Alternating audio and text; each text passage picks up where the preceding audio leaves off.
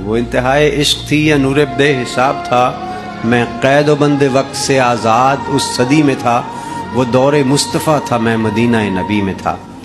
صحابی جاتے ہیں آپ صلی اللہ علیہ وسلم کے پاس اور عرض کرتے ہیں کہ جی آنے والے دور کا ہے امتی گناہ گار، ہند سے یہ ہے حضور، ہے مگر سیاہ کار۔ مسکرا کے آپ نے کہا کہ روکنا نہیں، امتی ہے اور وہ بھی آنے والے دور کا، طے ہوا عصر کے بعد ہوگی میری حاضری، روبرو نبی کے پاس ہوگی میری حاضری۔ تصور عدالت نبی کیا تو ڈر گیا کہ جا کے کیا کہوں گا، میں تو سوچ کے ہی مر گیا۔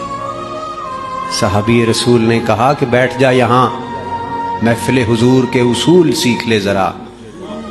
بیٹھنا سکھا رہے تھے مجھ کو وہ کہ اس طرح، چل کے بھی دکھا رہے تھے مجھ کو وہ کہ اس طرح، یہ بھی کہہ رہے تھے خامخواہ سے منہ نہ کھولنا، بول کے بتا رہے تھے اس طرح سے بولنا۔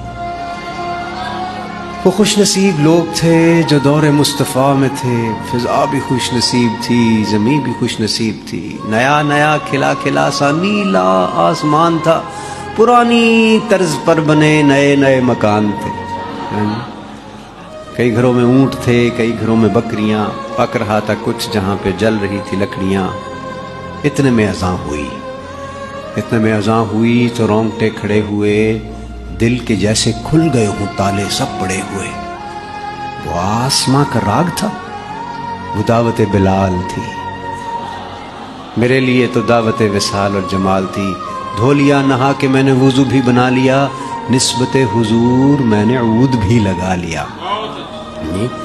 گھر سے ہم نکل پڑے صحابی رسول کے، جا رہے تھے سب ہی سمت مسجد رسول کے۔